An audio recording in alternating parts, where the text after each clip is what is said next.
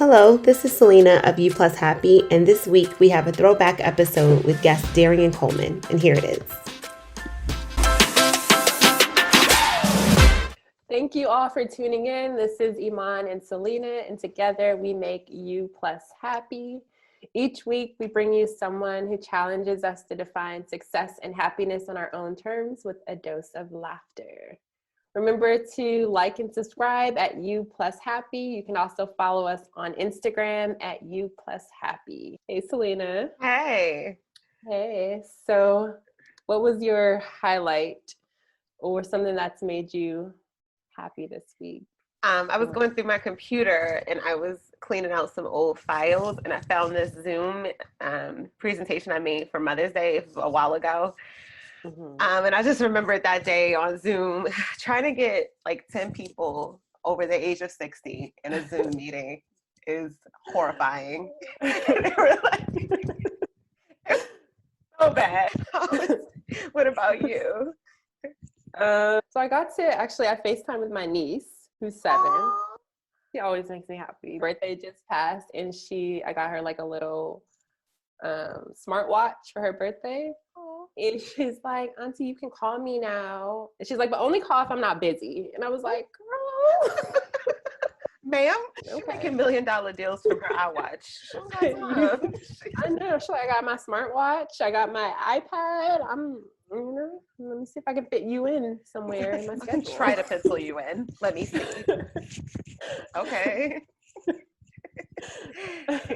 So that was my little joy of the week. That's so funny and cute. That is. So this week we have co-host Darrien of Disqualified Opinions, which is a podcast where they discuss their thoughts on pop culture, sports, and relationships. All right. Thank you, Darius, for being wait a minute, I already messed up. I have to edit that out. Thank you for being here, Darrien. We're gonna hop right in. How are you today? I'm doing good. How are you guys? Good. Okay. So we'll jump right in. How did you get started with your podcast?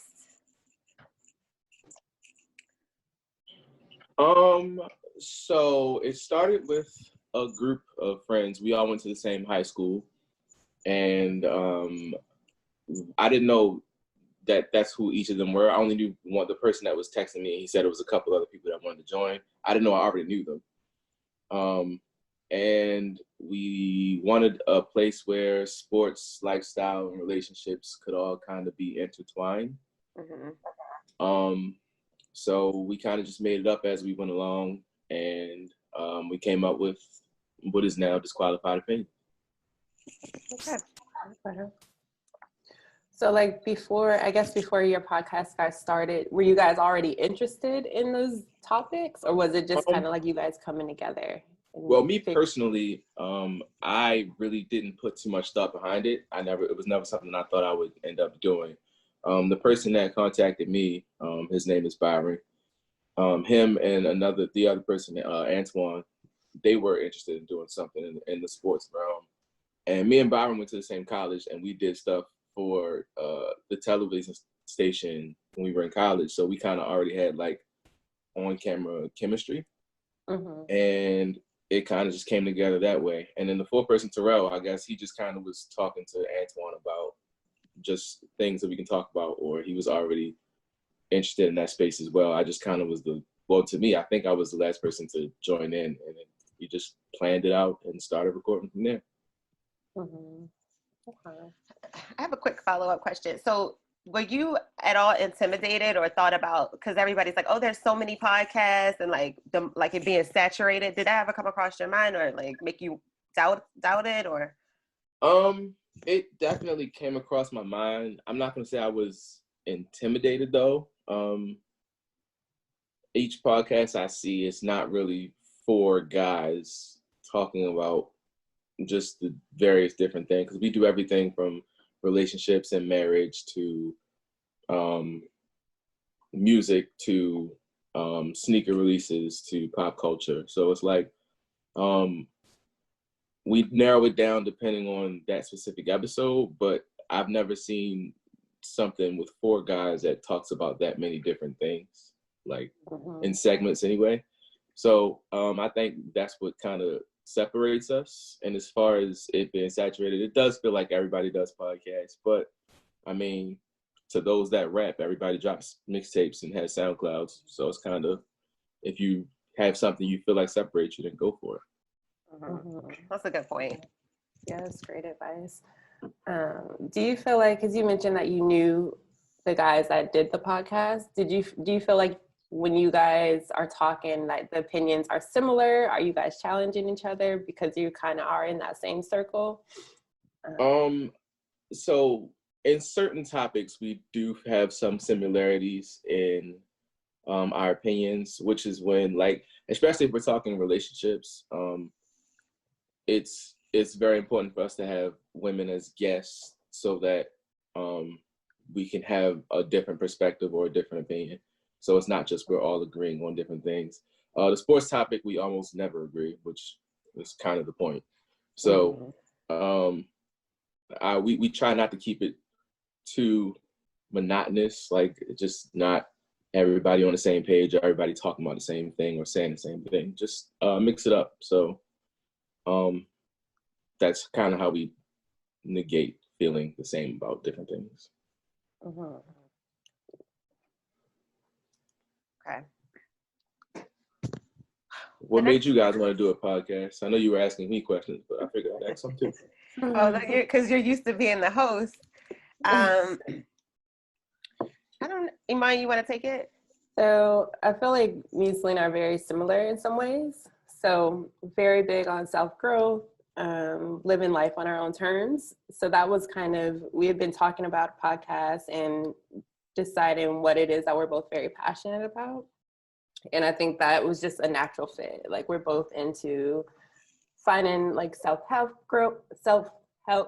books, kind of going against what society is like, this is what successful is, and free spirits to a certain extent. So I think that when we decided to do a podcast, it was just an easy fit when we were like, well, what should we do it on? Yeah.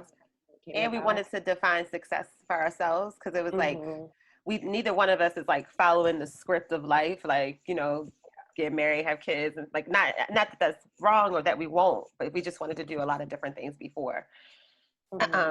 So I wanted to like create a space where people can feel like they're not alone when they're doing something different. And I guess also speaking to what you said earlier, not being discouraged at the fact that there are so many other people out there doing similar work. So I think that sometimes it's like, oh, we have all this competition rather than focusing on what your craft is. And it sounds like that's what you guys are doing with your podcast, which is cool. So I guess you mentioned that you weren't really looking to be in a podcast. It just kind of came about in terms of them inviting you into that space. What do you think was the reason that they felt like, oh, we need to have Darrien in this project or in this space with us? 2 things. One, I am very opinionated, and I'm pretty good at voicing those opinions. And 2, the person that initially invited me, Byron, he knows I have a background in like editing video and just kind of making things look presentable, and that is part of how the show has progressed since we started. As I've gotten better at editing our video, our video has gotten better and things like that. Plus, I mean, I guess if I'm probably going to be the one to speak out the most if I disagree about something. So I guess that makes for good content. Yeah, especially with the name of it. I was like, I love the name. It's ironic. Our original name was Unsportsmanlike Conduct, but when we tried to get that copyrighted, it was already taken. So Disqualified Opinions kind of works out for us. It is very opinionated, and I don't know what qualifies people to speak on anything really. So I guess the disqualified part is just being ironic. Yeah. Go ahead, Ivana, sorry. No, I was just gonna say, I think it's interesting that a lot of times when people hear, oh, someone's opinionated or someone's argumentative, it's kind of looked at as a negative. But like the fact that you can take that and be like, this is what I'm good at, and switching it up as a strength and being like, hey, this is what I'm bringing to the podcast. I think that's great. I think. Thank you. I think it is a kind of a perception about people of maybe they're difficult or they're not as easy to deal with or talk to, and I don't think that's true. I just think sometimes people are uncomfortable in spaces where people disagree with them, and I'm usually not one of them. 100%. That's cool. No, that's really a good point, Iman. All right. Are we going on the script? I know I'm like, okay. So I kind of asked that question, but moving on, this is a little different, but when you're not in the room, what do you hope people say about you? Or do you even care? I really don't even, I don't really care what people think, but I don't care. But if I had to answer the question, I would just hope people think that I'm honest and that I'm well-intentioned and that despite the outward appearance that I actually do kind of care about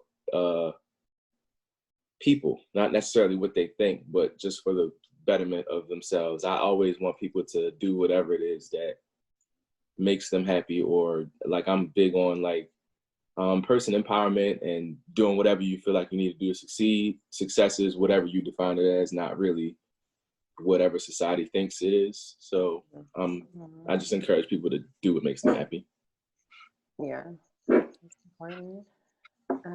I guess one of the things is it sounds like you're very comfortable in your own skin and just speaking your mind regardless of what people think or say. Where do you feel like that came from? Was there someone in your life or someone that has kind of motivated you to, speak your mind even if others don't agree?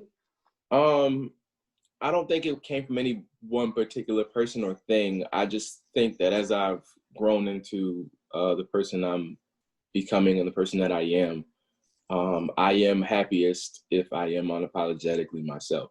So I don't want it to feel like I have to censor myself for anybody. I talk to my mom the same way I talk to anybody else. Like everybody who knows me knows exactly who I am. I don't have to walk into different rooms and be a different person for different groups. I'm just myself, and I'm happiest that way. Yeah. So am I stealing your question, Iman, if I ask, so you said like defining success for yourself. What is success for you? Like, how do you define it?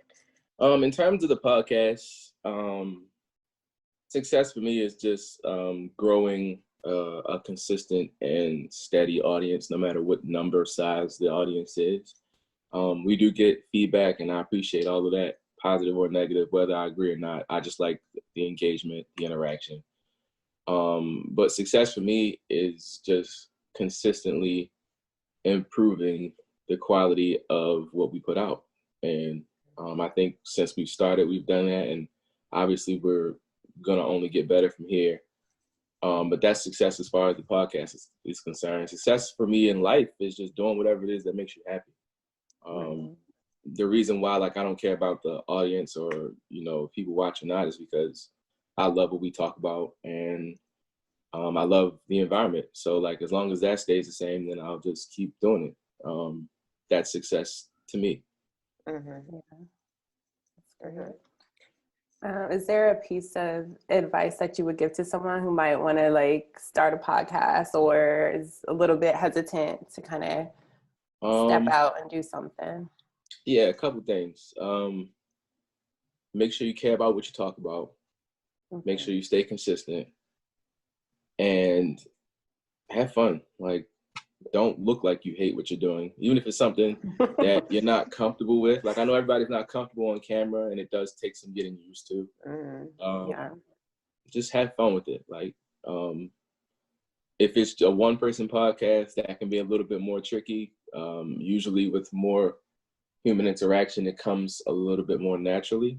So if you're doing it by yourself, shout out to you, because I don't know if I'd be able to. But yeah, I wouldn't either. See, that's tough. But yeah, when you do it with people, I feel like human interaction is kind of what helps it feel natural. It doesn't feel like something that you're putting out for other people to see. Yeah, right. 100%. And we've talked about that, and Selena and I just holding each other accountable on top of that. Because I'm like, if either one of us are trying to do this by ourselves, yeah, I probably would have stopped a long time ago. Yeah. See? So it's, yeah. And plus, I know you were saying before that you guys worked on this for like how long before you even release the podcast? So originally, with all the background planning, I think we were probably just talking and planning stuff out and figuring out how we would use it and what we would use. It probably was 6 months between like all four of us talking before we actually started recording. And then we've probably actually been putting out content for like close to a year now. And we record pretty much every single week, once a week. It's usually on Tuesdays, or if Tuesday's not available, it's Sunday. But we always find a day for all of us, and we kind of leave each other that holding each other accountable situation of, all right, well, you gotta make it work somehow, because we gotta continuously record to continuously put things out. But we've reached a good space with that now. And I think we're also lucky, and like not to take that for granted, that we have people who are holding us accountable, who are consistent, and who are really showing up. Because even with Iman, like we've been doing this a year, not the podcast, but just like you said, like the background stuff. And you had this 4 of y'all, and you had these people that stuck with it for 6 months before you even recorded anything. We cannot take that for granted, because I talk to so many people who try to start stuff with their friends or with people they know, and somebody just drops the ball, and then the whole thing kind of falls apart. Because like we were talking about with the accountability, I could want to do a podcast all day long, but if I'm not being held accountable, I ain't gonna do it. That's just the truth. I'm not gonna do it. I'm not gonna be consistent. And there's so much that goes into it behind the scenes after just the talking. Like that's the fun part. But then, you gotta, well, for us, like we have to book guests and do all the, like, we're gonna have to edit and do all that stuff. And so it's more that goes into it. And I know for me, if I was doing it by myself, I'd be like, that was fun. I'm good. That was fun. That was cute. Anyway. It can be a lot. It definitely can be a lot. Yeah. So I just that's one thing I did. And I usually don't think about listeners when we're doing these that much, because I want it to be like organic. But that's one thing I would want a listener to think about. Like, it's going to be parts of the fun, like parts of it that are not so fun. And you just got to take it. And hopefully the fun is outweighing it and it's worth it for you. But then you may not even always feel like recording that day. Like, it's just, it'd be like that. That's a real thing. The truth. Yeah. So I just wanted to bring all that up. Just like, don't overthink it, but just remember there's going to be times where it's like, yeah. 100%. So you already like answered this, like with the advice and all that, but do you have like advice in life that you would want to share with the listeners? Like, what's the biggest or the biggest thing you've learned, like your biggest lesson? I guess it goes back to like being sure with who you are and confident about it. I think the biggest thing I can tell anybody in life is be yourself unapologetically. Like, don't let anyone's thoughts or opinions of you shape how you feel about yourself. Don't let societal norms or whatever people say you're supposed to do, like you were saying, like the whole life path thing. Just because you, like, America kind of raises people to believe you're supposed to get married, start a family, buy a house, or whatever that American dream thing is. Just do whatever makes you happy. Like, if that means living in an apartment in some slum somewhere, if that is your happiness, then do it. Like, I guess only you really know what makes you happy, and trying different things is another great way to find out. But once you find that space, just do whatever you can to stay in it, because it is beneficial. Yeah, that's great advice, for sure. Did you have anything else? No, I feel like you answered all the questions we had. Yeah. Within your responses. So Since it did go so quick, I know that you and me and Darrien, I was talking to you before, like one-on-one, and you were telling me that, and if you don't mind, if you don't want to share, it's fine, I can edit it out. I'd be editing. I don't. But you when you said, like, I don't know if it was the pandemic or what it was, but you said you felt like a sense of loneliness at the house when you were by yourself. Yeah. And you were telling me how you dealt with that. So yeah, I think it was more so when I first got the house, not really the pandemic as much. I think it was like a space where, like, you've reached this accomplishment, and like basically my whole life to that point, I'd always been chasing something. Finish school, get a degree, move out your mom's house, get your own house.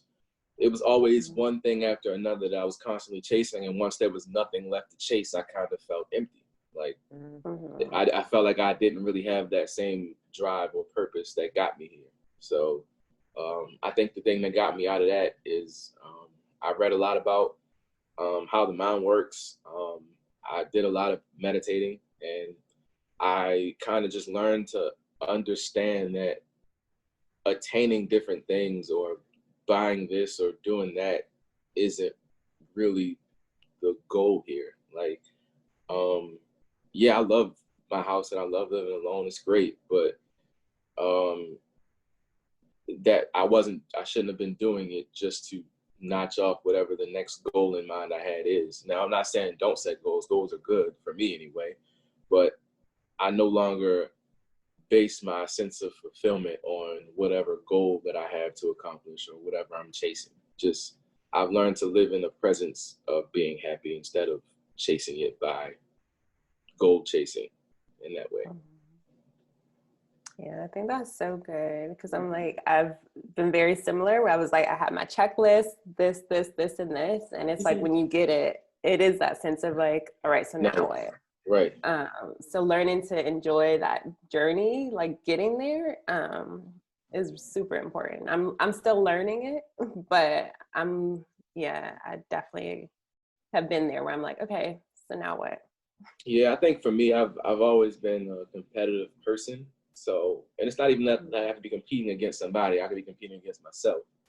But I always get into that headspace of, well, like if I'm challenging myself, I said I would do this by this time and it's not done. So now I'm starting to look at myself different. And I've learned to start to get out of those spaces. I'm not all the way there, and I'm not by any means a finished product of any of this, but I think I've gotten better at just accepting where I am versus where I'm trying to be. Yeah. Ooh, I like that. It's gonna be one of our quotes.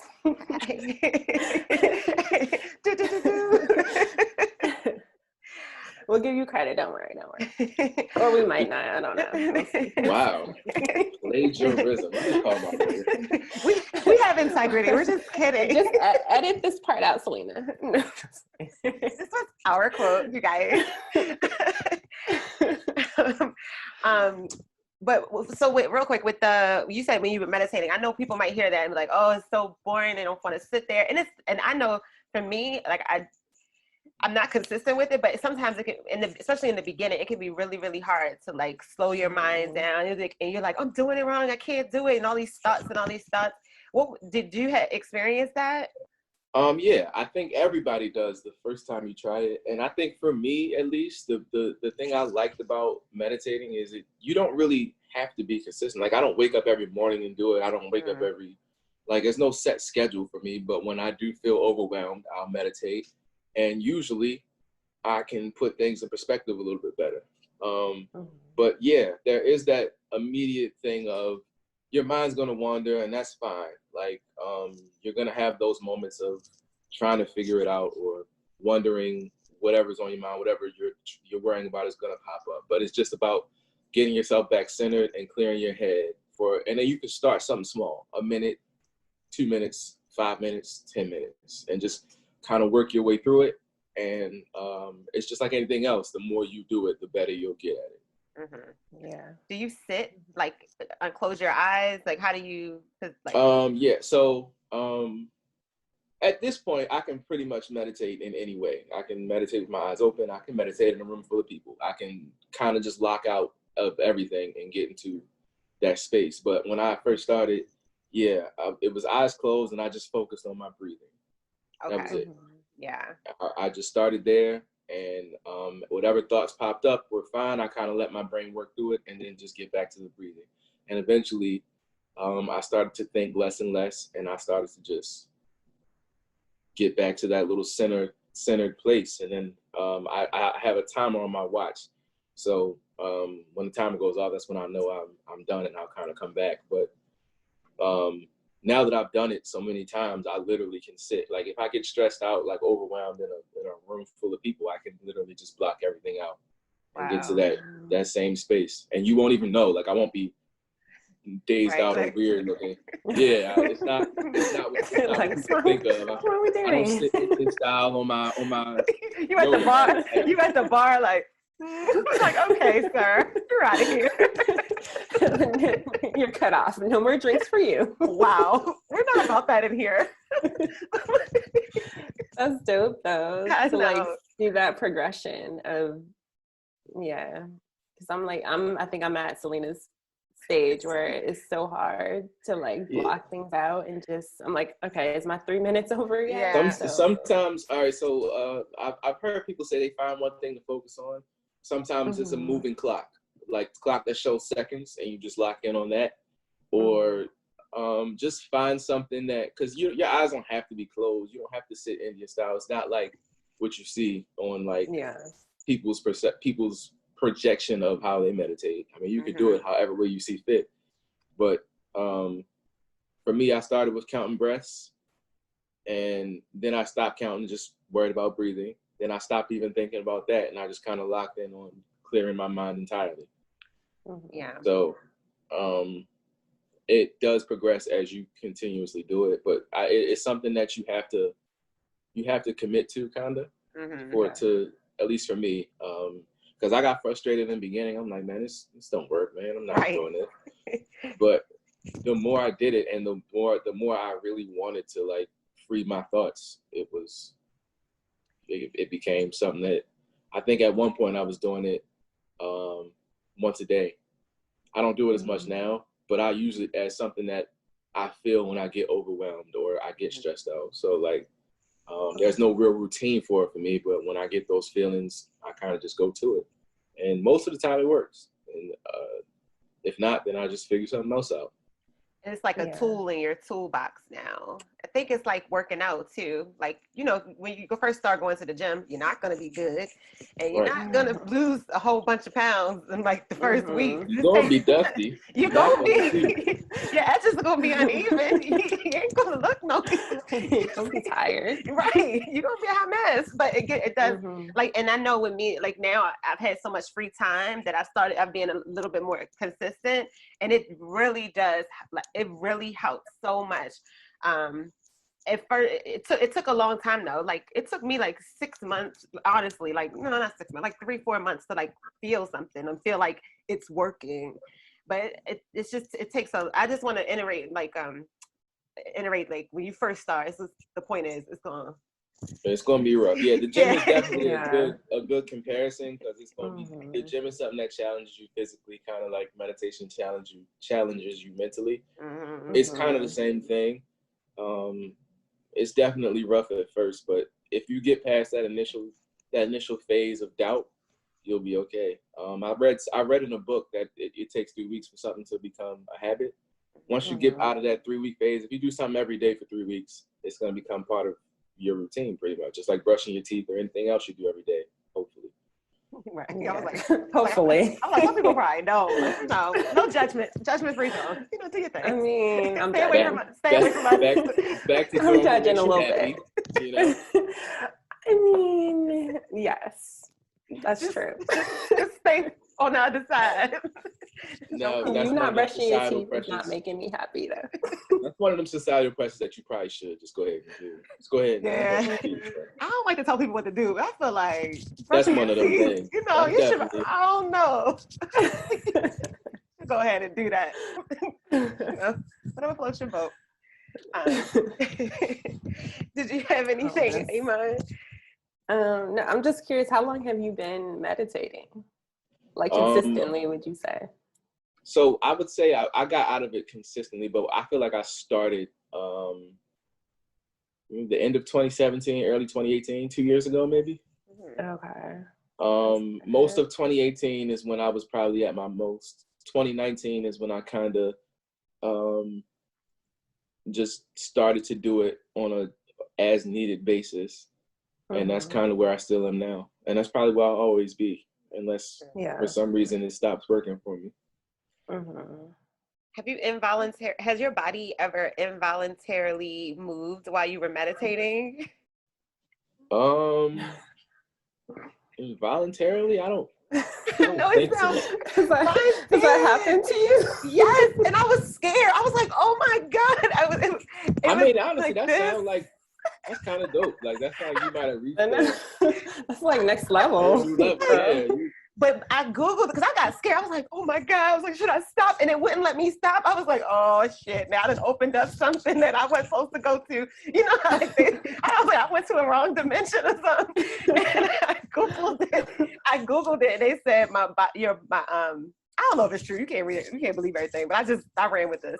It said that my body, since I was new, like it wasn't, it was off. My chakras were off. And it was trying to balance the chakras. So I don't know if that. I'm not no expert. I mean, I guess when you lay down and you go to sleep, sometimes you get that little like involuntary body spasm. So I guess it's kind of the same thing. Because at least for me, when I do start to meditate, I do kind of like not necessarily lose control of my body, but I'm no longer thinking about bodily movements. So like it's kind of like same thing. Like sometimes when you get that.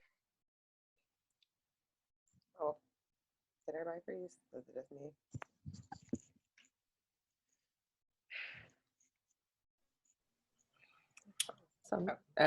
You're frozen for a minute. Did y'all kept talking up? Good. Cool. Yeah. It said my internet connection's unstable. This is funny, the wording. Like, okay. Like, right? You could just say it's not a good connection. Dang. You can say it's unstable. It's just like, get your life together. Right? Please. From my internet edges. But yeah, I just brought that up because I thought it was interesting. And again, if anybody is gonna meditate, if that happens, don't freak out. Try not to. I guess it's not as common as I thought you were gonna be like, yeah, I remember that when No, you weird. It's fine though. It's fine. You're right. My internet unstable. I'm unstable. No, I'm just kidding. I'm not. Your internet chakras is off. So. Right. I can see my internet. Well, is there anything? I want to keep talking to you because we have like 15 more minutes, but I don't have any more questions. He's like, you saw that big gulp. He's like, I'm done with y'all. I'm over it. Y'all unstable. Like, you want to keep talking. Listen, this is just me unwinding with wine. That is all. You blocked out an hour. You given us an hour. That's it. I'll just start doing push-ups for these last 15 minutes. I told you 30 Party minutes. Tricks. I told you 30 minutes to an hour. I was like, I'm getting my hour. No, because I think it's a compliment to you because not that it matters what I like, but I feel like the things that you're saying are helpful. And that's why if it was all bad, I'm like, oh, thank you. I'm Darius. Sherry. Thank you for coming on. Throw that podcast away. Throw that episode away. Delete it. So I think it is a compliment. I'll take it as such. Thank you. As you should. Is there anything else you guys want to say? I guess, and I keep coming back to the meditation part because I'm trying to incorporate that into my life and I'm not very patient when it comes to myself. I'm patient with kids, but like with myself, I'm not. And I'm not like, even patient with kids. Oh, really? I'm not patient with anything. It's terrible, okay. Actually. But I'm working on it. I'm a work in progress. That's what it's about, working on it. I just forgot my question now. It was about meditating. Was it about gaining patience and meditation? I feel like that's what I was going. Oh, I know what it was about. So you mentioned like when you're feeling stressed or like overwhelmed, you just go to that place. Mm-hmm. And I feel like sometimes like with me, I'll be stressed and not even realize that I'm stressed. Like something just feels off, but I'm like, oh, I don't recognize it as stress. Like, has it always been easy for you to be like, oh, like in this moment, I need something different? So I guess to your point, I didn't always recognize it as stress either. Okay. I always felt like you said, something's off, or just the feeling of not being in the right headspace and not really understanding why. Yeah. I'm not one that's easily stressed, at least not to me, in my opinion. So like when I get to those moments, I kind of like not even realize I'm doing it, but I kind of like suppress it. And now that just When's learning your myself, birthday? December Sorry. 23rd, December Okay. 23rd, Capricorn. Just learning about myself and learning those types of traits that are not necessarily helpful for my mental state. Once I realize, now I'm pretty good at like learning when I'm off, or if it's just something that happened to me that had me feeling this way, or is it something deeper than that? Yeah. So just getting out to those different levels of understanding who you are and what your triggers are and things like that. But I read books on like how the mind works and stuff like that. I think that's helped me along the way as well. And just learning about what my version of stress is, or whatever negative feeling that I want to either explore or move past.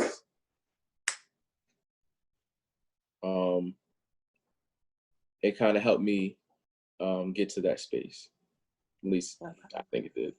I think that's such a good point to say, like, and I think we talked about this before, whereas you take time to know who you are, and know what you like, your triggers. I think so many people don't do that. I know I did for years, and you don't know why you're reacting to something a certain way, and you don't take time to understand yourself or know what's going on within you. So I think that's a really good point, that you do that. Do you have any recommendations for books? Like the one that helps you the most? Not off the top of my head. I haven't even read that many books, and books is still something I'm working on, but this is the one I'm reading now. It's called The Power of Different. And it's basically like about things that people consider mental disorders, ADHD, dyslexia, anything like that, just showing the very subtle variances of the mind that cause those different things. And it basically all just boils down to that there's a very, very thin line between what people consider genius and what people consider insanity. So like, we're all on a certain spectrum of everything as far as the mind is related. So like you'll see traits in some of these, like ADD, attention deficit disorder, for example. I see a couple traits that I can align myself with there. Certain things that cause dyslexia, I'm not dyslexic, but certain things that make the mind see the numbers and letters the way they see them is not as far-fetched as you may think. So just learning about the mind also helps me. Just, I feel like knowing what could cause me to feel this way, and knowing that it is natural, it's a human brain. All the research that's been done over all these years kind of helps me get to a certain space. But just learning things about that, or maybe I like not even a book sometimes. Sometimes it's just an article. Some professor somewhere wrote an article that I stumbled across, and I'll read that. But yeah, I do read a lot about the mind, and it does help me in certain times, at least with understanding my own thoughts and how I process things. Yeah. I think it's so good because it's like you're a constant learner. And I feel like that's important in life. Sometimes people are like, okay, I got to this place, so now I'm good. But like being able to always be like, okay, what's the next thing? Like, how can I learn more? How can I educate myself? I think it's really important. So. Yeah, I think life is all about a constant evolution. You're not ever going to be the same person you were 5 years ago, 10 years ago, 15 years ago. So it's just about, one, understanding who you were versus who you are, and two, hopefully evolving into something that is a better form. Like I just said, I'm terrible with my patience, but hopefully I can do different things to work on that, especially with kids or with animals or anything like that, to help kind of make me a little bit more willing to deal with things that test my patience. You've been patient with us. Yes. So thank you. and real quick, what you just said, I really love that who you were is not who you still are, because I feel like we can get stuck in a story. We're telling ourselves this story about who we are, and we try to keep in alignment with that, and we're not like moving along with our evolution and evolving. That's what I feel like that's a really, really good point that you made. Thank you. I do feel like core beliefs, a lot of it doesn't change. So like, I'll probably never be elementary school teacher patient. Like I'll probably never reach that level of patience. That's a whole nother level. Yeah, but I just feel like if I could like, get from this to maybe high school teacher patience, then cool. Like just getting to a certain place that's just better than I used to be. Like that's all I'm really trying to do. And anything, the podcast, personal development, anything. But I feel like I'm happier now than I was, for example, 5 years ago, because I understand who I am now more than I understood myself 5 years ago. And I understand triggers. I understand not trying to please people and just doing whatever the hell I want, really. Like whatever it is that brings me joy in that moment, go for it. It sounds like that thing was like fall in love with yourself first. Like, not that you're like, I'm in love with myself, but like you have a good relationship with yourself. I'm actually hypercritical of myself. That's what kind of gets me to these spaces. Cause like, I'll see something that a lot of people don't see as a flaw, or they see it as something minor. And I kind of focus in on it and try to improve it. And at first it was just back to the competitive thing, just trying to compete with myself or per se. But now it's kind of like I don't really force myself into anything. If I do something and I know it's something that I need to work on, I'll just accept it and start working on it instead of immediately feeling guilt or bad about it like I used to. That's that. All right. Anything else, Iman? For real? I appreciate it. We got lots of gems of just knowledge, I feel like. So I'm excited. Thank you for joining us. Well, thanks for having me, guys. I appreciate the invite. If ever you guys want me back, just reach out. Okay. And where can people find you?